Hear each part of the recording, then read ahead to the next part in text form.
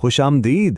اکثر یہ سوال ذہن میں آتا ہے کہ آخر ہندوستان کی آبادی اتنی زیادہ کیوں ہے؟ آج ہم اسی بڑے سوال کا جواب ڈھونڈنے کی کوشش کریں گے۔ جب بھی ہندوستان کی 1.4 ارب سے زیادہ کی آبادی کا ذکر ہوتا ہے نا، تو فوراً کچھ عام سی وجوہات ذہن میں آتی ہیں، لیکن کیا اصل کہانی یہی ہے؟ اکثر لوگ کہتے ہیں کہ بھئی غربت ہے، تعلیم کی کمی ہے، یا پھر سارا الزام اتر پردیش اور بہار جیسی گنجان آباد ریاستوں پر ڈال دیتے ہیں۔ اچھا، ان باتوں میں کچھ نہ کچھ سچائی تو ہے، لیکن ہندوستان کی اتنی بڑی آبادی کے پیچھے جو اصل اور سب سے بڑی وجہ ہے وہ بالکل الگ ہے، ایک ایسی حقیقت جسے ہم اکثر نظر انداز کر دیتے ہیں، یعنی اس کا جغرافیہ۔ اگر ہمیں ہندوستان کی آبادی کی پوری کہانی کو سمجھنا ہے نا، تو ہمیں اس کی انوکھی جغرافیکل نعمتوں کو دیکھنا ہوگا جو لاکھوں سال پہلے وجود میں آنا شروع ہوئی تھیں۔ تو اس ساری کہانی کا جو مرکزی کردار ہے وہ ہے انڈو گنگا کا میدان۔ یہ ہماری زمین کے سب سے شاندار زرخیز علاقوں میں سے ایک ہے۔ ذرا تصور کریں، یہ 7 لاکھ مربع کلومیٹر پر پھیلا ایک وسیع اور ناقابل یقین حد تک زرخیز علاقہ ہے، اور پتہ ہے یہاں پوری دنیا کی 11% آبادی رہتی ہے۔ اس کا پیمانہ واقعی حیران کر دینے والا ہے۔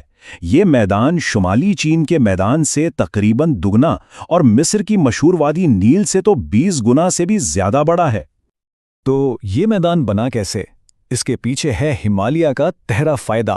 یہ پہاڑ اسے سارا سال پانی دیتے ہیں، مانسون کا موسم بناتے ہیں اور کھیتی باڑی کے لیے ایک بہترین معتدل آب و ہوا بھی قائم رکھتے ہیں۔ اور اس جغرافیائی خوش قسمتی کا اثر بہت گہرا ہے۔ سوچیں، آج سے 2000 سال سے بھی پہلے ایک یونانی سفیر میگستھنیز نے لکھا تھا کہ ہندوستان میں سال میں 2 فصلیں ہوتی ہیں، جس کی وجہ سے یہاں قحط پڑنا تقریباً ناممکن تھا۔ تو اسی قدرتی فائدے کی وجہ سے ہندوستان ہزاروں سال تک دنیا کا سب سے زیادہ آبادی والا خطہ رہا، لیکن پھر کچھ ایسا ہوا جس نے سب کچھ بدل کر رکھ دیا۔ چلیں دیکھتے ہیں وہ کیا تھا۔ اگر ہم تاریخ پر ایک نظر ڈالیں تو ہزاروں سالوں تک ہندوستان کا عالمی آبادی میں حصہ چین سے مسلسل زیادہ رہا۔ دونوں ملک مل کر دنیا کی آدھی سے زیادہ آبادی کا گھر تھے۔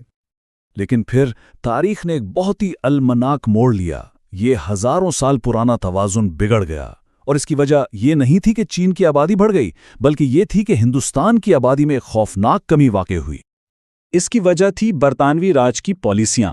ان پالیسیوں کے نتیجے میں ہندوستان میں ایسے تباہ کن قحط پڑے کہ ایک اندازے کے مطابق 3 سے 3.5 کروڑ لوگ اپنی جان سے ہاتھ دھو بیٹھے۔ اس تعداد کی سنگینی کا اندازہ اس بات سے لگایا جا سکتا ہے کہ یہ پہلی جنگ عظیم میں دنیا بھر میں ہونے والی ہلاکتوں سے بھی 4 گنا زیادہ تھی۔ آزادی کے بعد قحط کا یہ سلسلہ تو رک گیا، اور ہندوستان کی آبادی ایک بار پھر اپنی فطری رفتار سے بڑھنے لگی۔ لیکن اب یہ کہانی ایک نئے اور بہت ہی نازک موڑ پر آ پہنچی ہے۔ دیکھیں، آج بہتر معاشی حالات اور صحت کی سہولیات کی وجہ سے ہندوستان کی آبادی میں اضافہ قدرتی طور پر مستحکم ہو رہا ہے، یہاں تک کہ شرح پیدائش اب اس سطح سے بھی نیچے آ گئی ہے جو کسی بھی آبادی کو اپنی موجودہ سطح پر برقرار رکھنے کے لیے ضروری ہوتی ہے۔